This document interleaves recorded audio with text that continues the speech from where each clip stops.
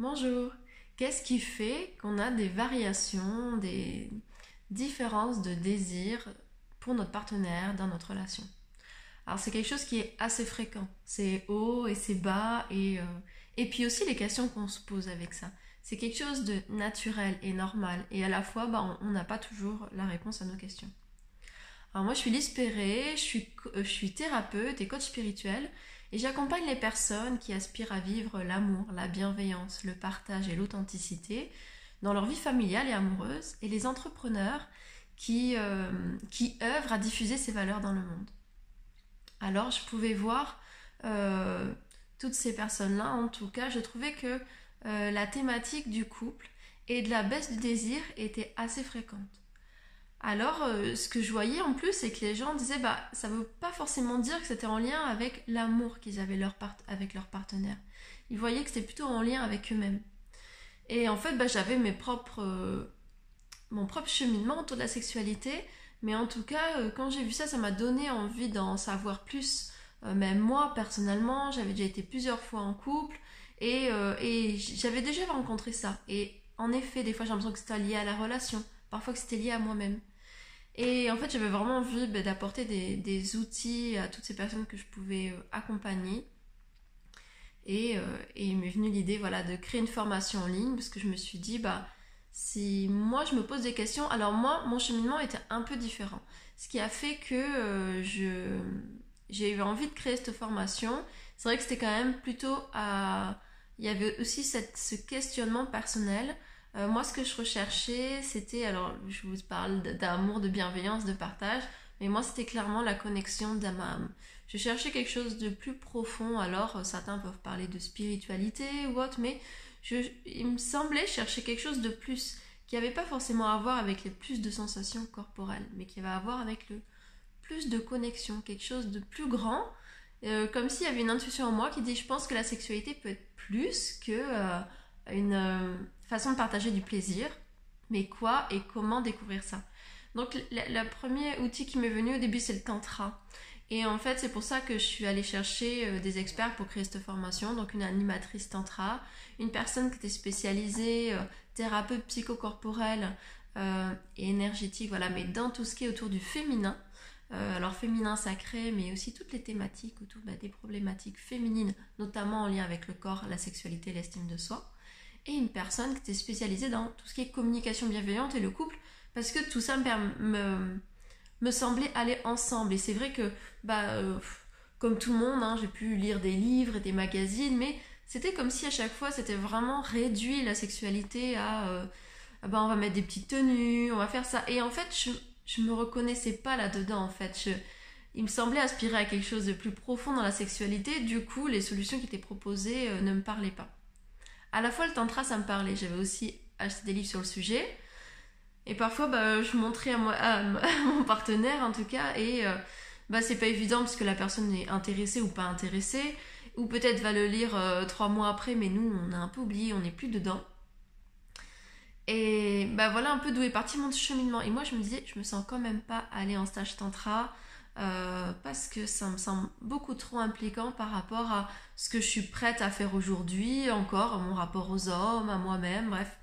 Je me sentais pas, je me suis dit, j'imagine qu'il y a d'autres personnes comme moi en fait qui aspirent à vivre autre chose dans la sexualité, plus de connexion de personne à personne.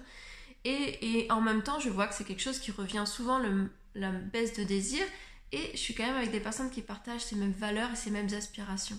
Est-ce qu'elles aussi, elles cherchent pas ça? Et puis en plus, quand j'ai commencé à m'intéresser au sujet, je suis allée à pas mal de conférences ou autres sur cette thématique de la sexualité.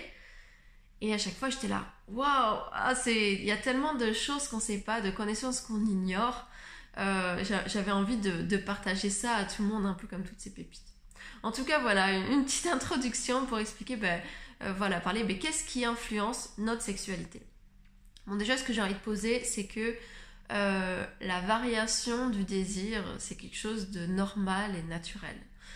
Trop souvent, on relie aimer et désirer. Quand la baisse de désir est là, on se demande, mais est-ce que, alors si c'est chez nous, mais qu'est-ce qui se passe? Est-ce que j'aime moins mon partenaire? Et forcément, la personne en face, pareil, va se dire, Est-ce que ma compagne ou mon compagnon, il a moins de désir? Est-ce qu'il m'aime moins? Alors il peut y avoir encore plus de questionnements derrière. Est-ce qu'il va voir ailleurs? Est-ce qu'il aime quelqu'un d'autre? Et bon, déjà, j'ai envie de poser que aimer et désirer, c'est pas la même chose. On peut aimer notre partenaire très fort et désirer quelqu'un d'autre. Et de la même façon, on peut aimer notre partenaire et ne pas le désirer. Bon, c'était un peu la même chose, mais pour dire aussi, ça arrive parfois qu'on est avec un partenaire qu'on n'aime plus, et pourtant on a toujours du désir pour cette personne. Donc en fait, c'est pas en corrélation l'amour et le désir. Même si, en effet, il y a un lien quand même, parce qu'on voit quand on est bien dans la relation en sécurité. Alors, j'allais dire dans les débuts de la relation, c'est surtout ça. Dans le début de la relation, ça va naturellement ensemble, amour et désir. Et on ne se pose pas de questions. Il arrive souvent qu'autour de cette thématique de la sexualité, il y a aussi la thématique de la nostalgie des débuts. En fait, cette relation fusionnelle, intense, qu'on a l'impression d'avoir perdu et qu'on aimerait pouvoir retrouver en fait. On a envie de ressentir à nouveau cette sensation-là. Et à la fois, on sait aussi que la relation est en évolution. Et elle change à chaque fois et qu'en effet, au début d'une relation, on est dans quelque chose, une projection sur l'autre, dans quelque chose idéalisé, et petit à petit, on rentre dans une réalité de la relation. Alors parfois, c'est moins idéal, c'est moins glamour, mais en tout cas, on est dans du vrai. Ça change pas que émotionnellement, voilà, ça puisse être compliqué et qu'on puisse être en recherche de quelque chose comme d'une fusion et d'un amour perdu, qui évidemment peut renvoyer même à quelque chose de bébé qu'on avait en tant qu'enfant, où on se sentait complètement comblé. Donc voilà, c'est pour ça que je dis, il y a toujours quand même, ça vient quand même chercher forcément sur les traces relationnelles. Et c'est pour ça que pour moi c'était important d'imbriquer sexualité, relation, mais aussi estime de soi, parce que c'est bien ça que ça va toucher. Alors je vous parle de désir, mais on verra dans cette vidéo, on parlera aussi plaisir et satisfaction, parce que c'est encore différent. Parfois on peut avoir du désir, du plaisir, mais pas être complètement satisfait. C'était un peu ce que je vous disais, que moi je disais, je cherchais une connexion supplémentaire. Voilà, alors le désir, donc en effet, au début de la relation, c'est quelque chose qui est naturel et qui est là. Et après, il se trame, ce qu'il arrive, c'est tout ce qui est en lien avec la relation, mais aussi en lien avec l'estime de nous et notre rapport au corps.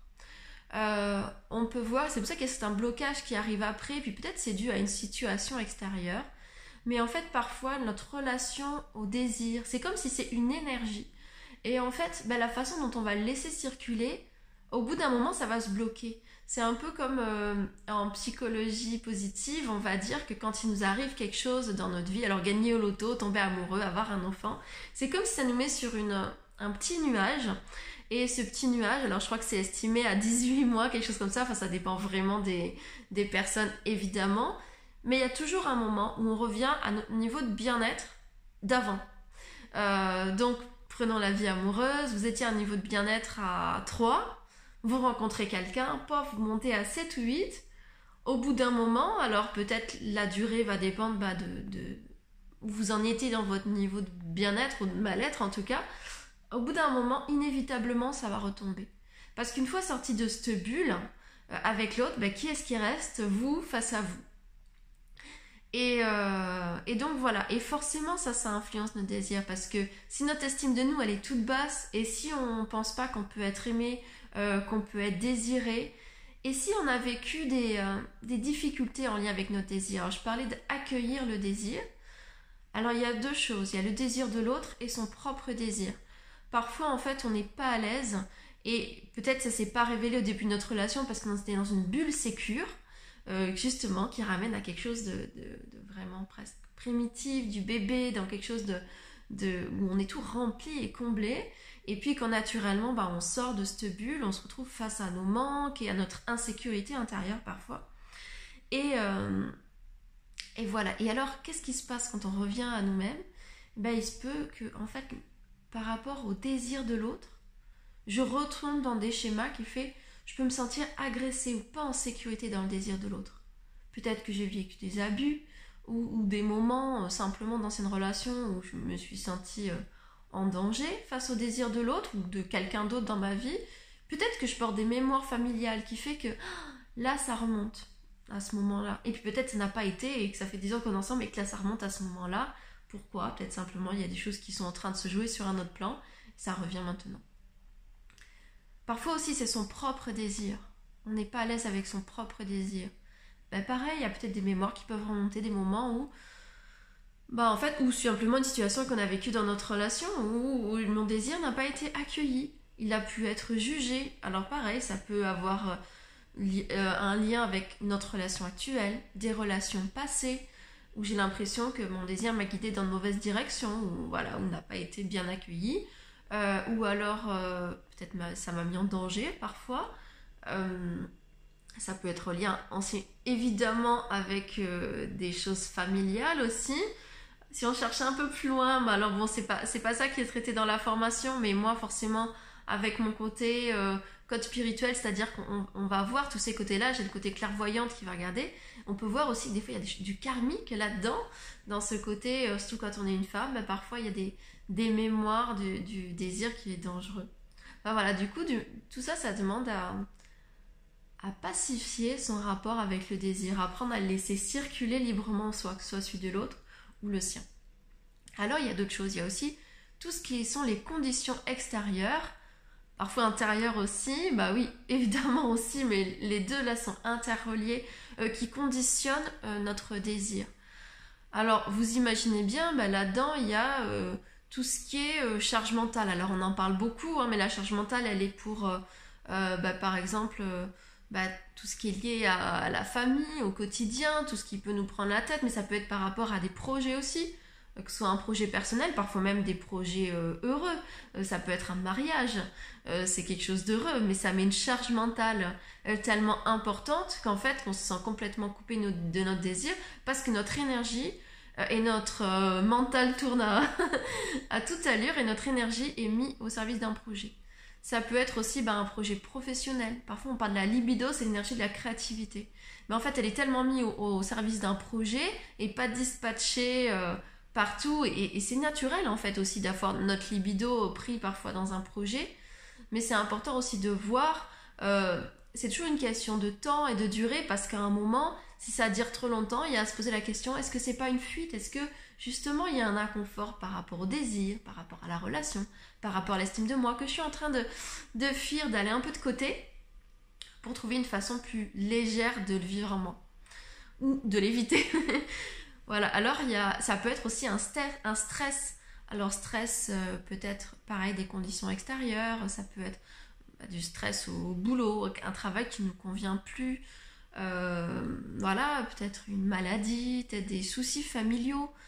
Tout ça sont des choses qui peuvent prendre notre énergie et notre libido par lesquelles on va s'investir ou alors on va s'investir physiquement, matériellement, énergiquement, mais parfois non, on est plutôt dans quelque chose où c'est tellement qu'on est coupé et on est juste dans le mental, ça mouline et ça coupe toute notre énergie de vie. Ce qui va influencer aussi, c'est tout ce qui sont les variations hormonales, naturelles de la femme. On parle du cycle, d'évolution du cycle dans la femme, avec différentes phases. Forcément, il y a... alors ça a à voir avec notre propre fonctionnement dans notre corps, nos envies, ça va influencer notre désir. Et puis parfois on voudrait, alors quand c'est au niveau du cycle, parfois on aimerait quelque chose, c'est ce qui nous sécuriserait d'avoir quelque chose linéaire. Et en fait, toutes les femmes sont pas comme ça. Il y a des personnes qui vont avoir beaucoup de désirs à certaines périodes du cycle et d'autres pas. Ce que j'ai envie de poser aussi, c'est qu'il n'y a pas de règle au niveau du désir. Vraiment, c'est propre à chaque couple.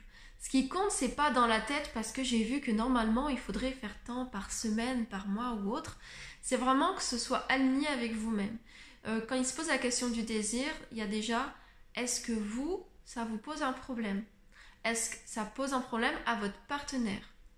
Et ensuite, alors si c'est par rapport à vous, déjà vous savez que c'est quelque chose par rapport à vous-même. Si c'est par rapport à votre partenaire, vous pouvez voir comment est-ce que je me sens avec ça, avec le fait que ça lui pose problème. Et c'est là où on va un peu voir en fait, est-ce que je sens quelque chose qui se referme parce que forcément ça a à voir avec la relation, parce que j'ai l'impression qu'on veut prendre quelque chose de moi? Est-ce que j'ai l'impression que c'est une obligation? Ou est-ce que je sens que je me sens coupable parce qu'en fait je me sens complètement déconnectée de moi et mon désir et je suis impuissante, j'entends ce qu'il en est pour lui et c'est tout à fait recevable et je le comprends. Mais moi je me sens bloquée avec ça. Donc là ça vous ramène à vous en fait dans votre rapport à vous-même. Les choses qui peuvent influencer le désir aussi, donc là c'est en termes relationnels, je parlais de la juste proximité. On est tous différents. Ce qui peut influencer le désir, c'est quand cette proximité, il n'y a pas les mêmes besoins chez l'un et chez l'autre. Un qui a besoin de beaucoup de liens et l'autre se sent étouffé. Du coup, intérieurement ou énergétiquement ou concrètement, il y a quelque chose en lui qui dit je veux plus d'espace ou en elle. Et du coup, ça peut influencer son désir parce qu'il n'a pas l'espace que ça naisse naturellement à l'intérieur de lui. Voilà, ces différences, ça peut être quelque chose qui peut se rencontrer aussi assez fréquemment avec chacun qui va juger que ça devrait être intérieurement ou mentalement, que ça devrait être comme ci ou comme ça. Alors qu'en fait, l'idée, et c'est en lien avec l'amour aussi, c'est de se connaître l'un et l'autre et de connaître nos besoins et de pas être sur... c'est là prendre sa responsabilité qui est peut-être, moi, mon besoin, ça serait être complètement en fusion, mais... j'aime la personne qui est en face de moi, je reconnais que son besoin est différent. Et ce que je veux, c'est partager de l'amour avec lui, donc on va créer la relation qui va permettre dans une relation d'amour juste. De la même façon, la personne qui a besoin de beaucoup d'espace, c'est pareil, est-ce qu'il peut se poser la question, est-ce que c'est mon besoin naturel ou est-ce que je suis pas en train d'éviter un inconfort? Et là, c'est vraiment être honnête avec soi. Si on est en train d'éviter un inconfort, c'est de voir, bon, bah, comment... je peux recréer un lien. Peut-être, moi, j'ai besoin d'inventer une façon d'être en lien avec l'autre qui me permet de revenir doucement dans la relation. Peut-être j'ai besoin de quelque chose entre-temps d'abord d'un sas ou de vivre certains moments comme ci ou comme ça pour m'autoriser à rentrer dans le cœur de la relation. Quand je parlais de connexion d'âme à âme, ça peut faire peur aussi, vraiment. Voilà, et puis parfois, alors là c'est plutôt les choses qui influencent, qui font que ça peut continuer, c'est un peu le cercle vicieux. C'est quand, alors en effet, ce qui influence le désir aussi, c'est quand on n'est pas authentique. Quand plein de fois on a dit oui alors qu'on pensait non, ça forcément ça va créer quelque chose qui se gèle à l'intérieur de soi parce qu'on n'est plus en lien avec notre ressenti, parce que forcément à plein de moments on ne l'a pas écouté. De la même façon, parfois, en étant authentique avec ce qu'on vit, on a formulé des non. Mais l'autre, il peut être blessé avec ça dans son estime de lui. Et ça peut avoir coupé quelque chose à l'intérieur de soi. C'est pour ça que c'est lié vraiment à plein de thématiques. Et mon envie, c'était vraiment d'apporter des outils pour tous ces petits fils, en fait. Et c'est vrai que ça, c'est mon côté un peu clairvoyante où je vois un peu tout ce qui peut se tramer autour d'une thématique et forcément, j'avais l'envie de voir comment on peut répondre à toutes ces questions-là. Voilà, donc en fait, cette formation, elle est en 3 modules. Et le premier module, c'est vraiment sur cette thématique du désir. Parce qu'en effet, c'est quelque chose qui est fréquent. Je crois que j'avais regardé, c'était 1 femme sur 10, alors que l'étude était entre 35 et 55 ans, quelque chose comme ça, qui sont en couple depuis 5 ans, vivent des moments de baisse ou d'absence de désir. Alors j'avais vu qu'en effet ça dépend pas de l'âge, parce que ça peut arriver à 25 ans, à 30 ans, peu importe l'âge en fait. Et ce côté de couple installé, ça peut être avant 5 ans évidemment, mais là c'était pour dire voilà, une femme sur 10, c'est-à-dire dans cette tranche d'âge, c'est quasi inévitable de rencontrer une période comme ça. Et puis dans les autres, ça dépend, parce que je vous ai dit, il y a plein de choses qui influencent. Et donc, j'ai pas parlé, mais la maternité, c'est pareil. Alors, il peut y avoir plein de choses, la charge mentale, la variation hormonale, plein de choses, l'éloignement dans la relation, le manque de temps pour communiquer et passer des temps de qualité. C'est quelque chose qui revient très souvent en fait. C'est quelque chose d'assez fréquent alors qu'on vit un moment heureux, alors qu'on s'aime. Mais malgré tout, c'est quelque chose qui revient souvent. Il y a quelque chose dont on parle aussi, c'est qu'en fait le désir c'est quelque chose qui s'entretient. Et aussi à l'inverse en fait, il y a un peu le cercle vicieux qui est moins on fait l'amour, moins on a envie. Donc vraiment, dans ce premier chapitre et ce premier module, mais j'avais envie de traiter tout ce qui est autour de cette thématique du désir. Et en fait, donc on va revoir tout ce qui influence pour bien comprendre et puis vous permettre d'identifier, vous, en fait, qu'est-ce qui influence votre désir. Mais peut-être déjà avec toutes ces pistes, vous avez pu avoir des idées. Mais évidemment, ça suffirait pas juste de comprendre.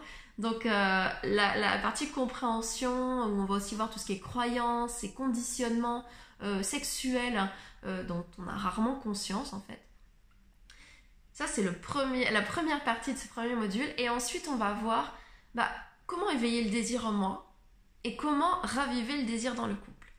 Alors, on commence par soi, évidemment, parce qu'en fait, trop souvent, on a appris que c'est l'autre qui éveille le désir chez moi. Alors, est-ce que c'est ça? Est-ce qu'il éveille moins le désir? Est-ce que c'est parce qu'il fait moins ci, moins ça? Non, en fait, toutes ces énergies, donc on va parler du plaisir dans la prochaine vidéo, mais dans le désir aussi, c'est quelque chose qui naît en soi. Si ça n'est pas à l'intérieur de moi et que c'est bloqué, peu importe le désir de l'autre, peu importe que même si le mien il s'arrête, il naît, si ça s'arrête, il faut déjà commencer par soi. Donc on verra comment se reconnecter à son propre désir. Et donc, il y a tout cet apprentissage à apprendre à ressentir ce qui se passe en soi, à avoir une écoute profonde de soi-même. Mais aussi à regarder quels sont nos tabous avec authenticité, quels sont nos fantasmes.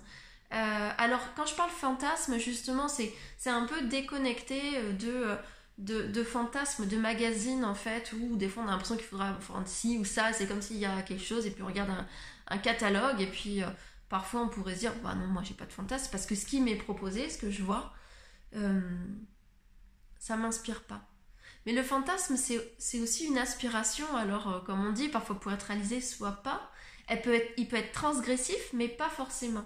C'est pour ça qu'aussi, on va vous inviter à créer vos propres envies. Ça peut être quelque chose c'est vraiment un autre regard sur la sexualité. Ça peut être quelque chose de très sensuel, très tendre. On peut même avoir le fantasme de vivre une sensualité très intense, sans pénétration, sans faire l'amour. Ou de vivre justement un moment de connexion d'âme, quelque chose de spirituel, un échange énergétique. Ça peut prendre plein de formes en fait, il n'y a pas cette forme-là ou qui est bien et cette forme-là qui n'est pas bien. C'est justement aller voir vraiment en soi ce qui naît et de cette façon-là d'apprendre à se rencontrer. On va parler aussi rapport au corps, estime de soi, apprendre à aimer son corps, faire connaissance déjà avec son corps mais aussi avec son intimité, avec son sexe. Voilà, enfin c'est vraiment rentrer en lien avec soi, apprendre à ressentir qu'est-ce qui se passe en moi et à libérer aussi ces blocages intérieurs qui pourraient nous empêcher de ressentir ce désir et puis de le faire vivre. Ensuite, on va voir comment raviver le désir dans le couple. Et là, en effet, c'est ce qui se passe dans la relation. Donc, on parlera évidemment communication, parce que on va vous inviter plusieurs fois dans la formation à communiquer en couple. Mais il suffirait pas de dire bon, allez-y, maintenant vous parlez.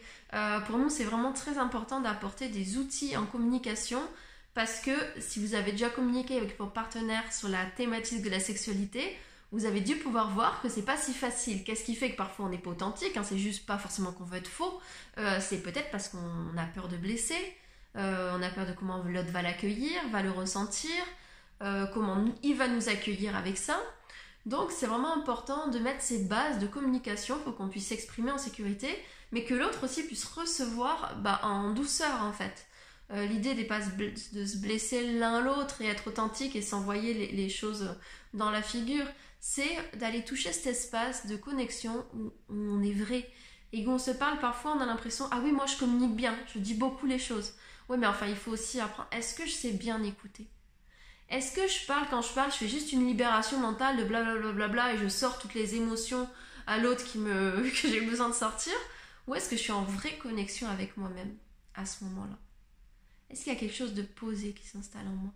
Est-ce qu'il y a une vraie connexion entre les deux, dans les yeux? Est-ce qu'on sent qu'il y a quelque chose de délicat et sacré qui est en train de s'installer, qui fait que chacun est précautionneux, de faire autant attention à ce qui est en train d'être dit que comment l'autre va le recevoir?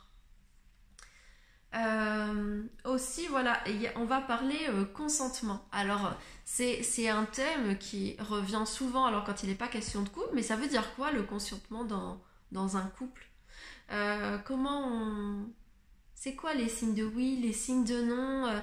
Et c'est pour ça que ça apprend vraiment à... Il y a vraiment l'écoute de soi, de qu'est-ce que ça dit à l'intérieur de moi? Parce qu'en fait, si je sais pas ce que ça dit à l'intérieur de moi, c'est peut-être facile de pas être respectueux de soi-même en fait. Donc il y a vraiment tout un apprentissage, une connexion à son corps à installer.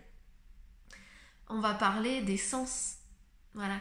Quel, alors la sexualité, parfois elle est vécue comme uniquement corporelle. On connaît un peu le visuel, mais il y a tous les sens qui sont impliqués dans la sexualité. Et on va voir que utiliser ces sens euh, d'une façon qui nous correspond et aussi apprendre par quel biais passe ma sexualité. Alors on sait en apprentissage par exemple, il y a différents biais cognitifs. Il y a des gens qui vont plus apprendre qui sont visuels, il y a des gens qui sont auditifs, il y a des gens qui ont besoin d'associer du mouvement. Bah, en fait le désir aussi il est très lié à nos sens et bah, il faut apprendre à savoir quel est mon sens moteur. Et c'est comme tout, il n'y a pas de norme dans la sexualité, c'est pas comme ci ou comme ça, c'est vraiment apprendre comment moi je fonctionne. Et je trouve que vraiment, des difficultés qu'on peut rentrer dans la sexualité, c'est pas un problème, c'est vraiment une opportunité qui nous est donnée pour aller mieux nous rencontrer, pour créer une sexualité pour soi-même et dans sa relation qui nous correspond vraiment. Euh, et, euh, et je trouve ça vraiment important, c'est vraiment une notion de développement personnel. Mais qui je suis vraiment dans mon corps? Souvent, il y a vraiment une notion de reconnexion à cette connaissance de mon corps, mais vraiment aussi d'aller écouter, me donner l'opportunité d'aller écouter ce qui vit vraiment en moi et d'aller regarder. C'est vraiment, il y a aussi une notion de d'être curieux, de regarder, mais comment ça vit vraiment à l'intérieur de moi? Et pas qu'est-ce que mon partenaire veut, pas qu'est-ce que je pense que comment ça devrait être. Qu'est-ce qui vit vraiment? Mais ça demande aussi d'aller toucher du coup cet espace de vulnérabilité, de ah ouais, il vit ça en moi, mais je pensais pas. Parfois on va se dire ah bah non, moi j'ai pas de problème de désir, de quoi que ce soit, c'est mon partenaire. Bon déjà c'est toujours à deux, la relation. Donc c'est quelque chose qui se joue, c'est pas un qui a un problématique de baisse de désir, c'est dans la relation, il se passe quelque chose. Et puis parfois on peut s'imaginer, se dire non, moi j'ai pas de problème avec ça. Et se rendre compte qu'en fait, ce qui fait qu'il naît le désir, c'est une peur. C'est comme une obligation, quelque chose d'intérieur où je me dis c'est comme ça que ça va nous relier. Et peut-être qu'en fait, notre façon d'aller vers l'autre n'est pas tout à fait sincère et alignée à l'intérieur de nous. Et peut-être toucher cet espace de vulnérabilité va nous demander de dire en fait, je ressens pas vraiment de désir. Je crois que j'étais en train de l'alimenter moi-même. C'est inconfortable d'aller voir ça. Et à la fois, on rencontre notre vérité. Et c'est justement aussi, on verra dans la formation, voilà, on apporte aussi des outils émotionnels de comment je me sens avec cet inconfort-là, comment je fais pour laisser circuler ça en moi en fait et pour le transformer en fait. Et l'idée n'est pas de lutter contre quelque chose parce que plus on lutte contre quelque chose, plus il se renforce. C'est vraiment de traverser tous ces stades, toutes ces émotions, toutes ces prises de conscience. Voilà, pour arriver à une sexualité beaucoup plus fluide. Et moi, j'aime bien ce mot authentique parce que dans authentique, en effet, il y a des variations, et puis d'inventer la sexualité qui nous correspond vraiment. Voilà, bon, j'espère que déjà dans cette vidéo, donc évidemment, il y a plein de choses. Si j'ai fait tout un module dessus, je crois qu'il y a presque 4 heures sur cette thématique du désir ou 3 heures. Alors pas de théorie justement, alors en effet au début on recommence par reprendre la théorie, c'est important de comprendre, mais toute la partie après c'est vraiment des exercices pour soi, des exercices pour son couple. À chaque fois ce sont des petites vidéos, des petits exercices qu'on peut faire dans le quotidien, et puis on va réapprendre à prendre des rendez-vous aussi où on sort de la pression de la sexualité en se disant ok, on a pris toute une formation, c'est toute une progression en fait. Autour de cette thématique-là, on a confiance. Et le fait de se dire, on a confiance, on a investi là-dedans, pour lâcher aussi la pression qu'on pourrait se mettre à soi-même en lien avec la sexualité, il faut trouver une solution tout de suite maintenant, c'est justement ça qui va créer un blocage en fait. Si j'attends quelque chose, c'est pas parce que je tire sur la plante pour qu'elle sorte de la terre, on va juste la casser en fait, tout simplement. Le désir, c'est un élan naturel qui a besoin de conditions, notamment de confiance, de sécurité. Et en fait, le but, c'est vraiment recréer cet espace-là entre vous. Ces espaces d'intimité naturelle qui va faire que le désir reprend naturellement. Et puis, même si votre thématique, elle est plutôt pas forcément sur le désir, mais la recherche justement d'une connexion autre, d'un désir plus intense ou différent, vous verrez qu'en fait, dans cette thématique du désir, vous allez vraiment aller vous explorer. C'est vraiment un terreau d'aller écouter vraiment qu'est-ce qui vit vraiment en moi, qu'est-ce qui se passe vraiment en moi, comment être plus aligné. Et tout ça, pour moi, c'est vraiment un terrain de base qui va faire que le reste aussi va pouvoir émerger, naître ou s'expérimenter autrement. Voilà, je vous souhaite une belle journée et puis au plaisir de partager la prochaine vidéo sur la thématique du plaisir cette fois.